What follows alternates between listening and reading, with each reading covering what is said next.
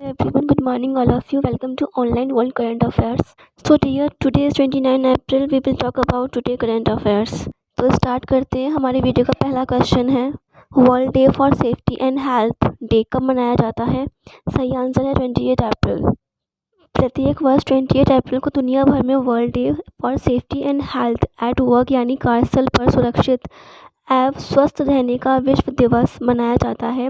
यह दिन विश्व भर में व्यावसायिक दुर्घटनाओं और बीमारियों की रोकथाम को बढ़ावा देने और कार्यस्थल पर स्वास्थ्य और सुरक्षा को सुनिश्चित करने के बारे में जागरूकता बढ़ाने के लिए मनाया जाता है. 2021 की थीम है anticipate, prepare and respond to crisis, invest now in resilient occupational safety and health systems. अंतर्राष्ट्रीय श्रम संगठन, इसका मतलब है इंटरनेशनल लेबर ऑर्गेनाइजेशन, द्वारा हर साल 28 अप्रैल को इस दिवस को मनाए जाने की घोषणा की थी, जिसे अंतर्राष्ट्रीय श्रम संगठन 2003 से प्रतिवर्ष मना रहा है. इंटरनेशनल लेबर ऑर्गेनाइजेशन की स्थापना तो 1919 में जेनेवा में की गई थी, जिसके प्रेसिडेंट जो हैं वो हैं गे राइडर. क्वेश्चन नंबर सेकंड, हाल ही में चांडलर गुड गवर्नमेंट इंडेक्स 2021 जारी किया गया है. इसमें भारत का स्थान क्या है? सही आंसर है 49. चांडलर गुड गवर्नमेंट इंडेक्स 2021 में भारत को 104 देशों की सूची में 49वां स्थान प्राप्त हुआ है, जबकि चांडलर गुड गवर्नमेंट इंडेक्स 2021 में फिनलैंड को प्रथम स्थान प्राप्त हुआ. वहीं स्विट्जरलैंड को दूसरा और सिंगापुर को तीसरा स्थान प्राप्त हुआ है. इसके अतिरिक्त इस इंडेक्स में शीर्ष 10 देशों में यूरोप के 7 देश शामिल हैं.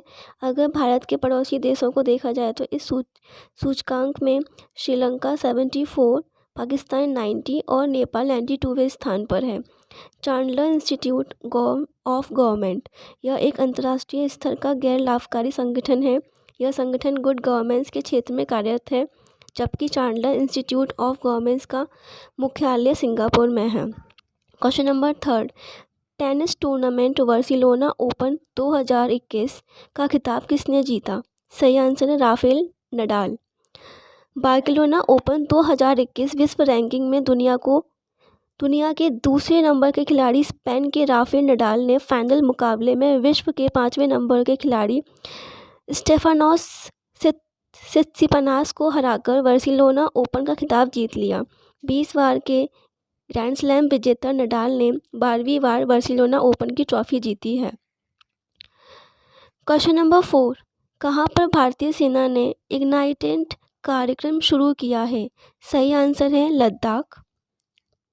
अगर हम बात करते हैं लद्दाख की, तो लद्दाख की राजधानी जो है वो लेह है और वहाँ के उपराज्यपाल जो हैं वो RK माथुर. जहाँ पर कि एक नेशनल पार्क भी है जिसको कि हम हैमिस नेशनल पार्क के नाम से भी जानते हैं, और वहाँ पे कुछ झीलें भी हैं जिसका नेम है पेगोंग झील एंड थसो मोरोरी झील. क्वेश्चन नंबर 5, हेलीकॉप्टर इंजन के लिए एकल क्रिस्टल ब्लेड तकनीक को किसने विकसित किया है? सही आंसर है DRDO, रक्षा अनुसंधान और विकास संगठन. DRDO ने एक तकनीक विकसित की है जिसे एकल क्रिस्टल ब्लेड तकनीक का नाम दिया गया. इस स्वदेश में बनाए जाने वाले हेलीकॉप्टर विकास कार्यक्रम में हिस्से के रूप में तैयार किया गया है. इसके 7 ब्लेड की आपूर्ति हिंदुस्तान एरोनॉटिक्स लिमिटेड HAL को हेलीकॉप्टर इंजन के लिए की है. इस कार्यक्रम के तहत DRDO single crystal high pressure turbine के करीब 300 ब्लेड बनाएगा.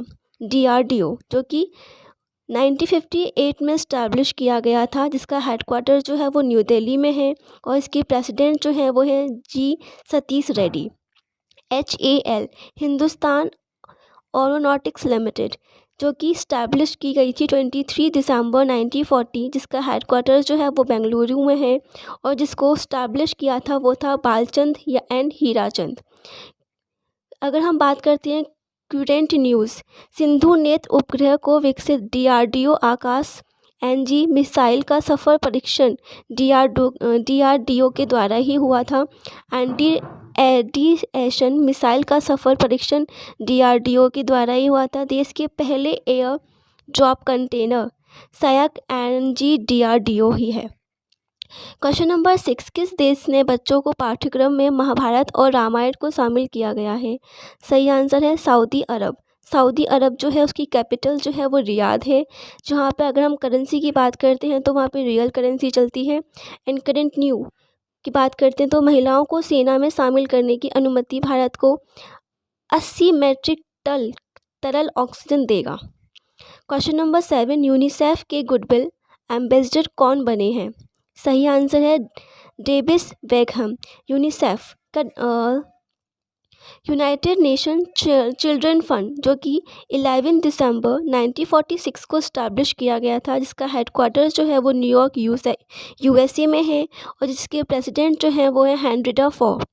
क्वेश्चन नंबर 8, प्रधानमंत्री नरेंद्र मोदी ने कहाँ भारतीय प्रौद्योगिकी संस्थान मद्रास के उपग्रह परिसर का उद्घाटन किया? सही आंसर है तमिलनाडु। प्रधानमंत्री नरेंद्र मोदी ने तमिल के चेंगलपट्टू जिले के थायूर में आने वाले भारतीय प्रौद्योगिकी संस्थान मद्रास के उपग्रह परिसर का उद्घाटन किया। तमिलनाडु की कैपिटल जो है वो है चेन्नई।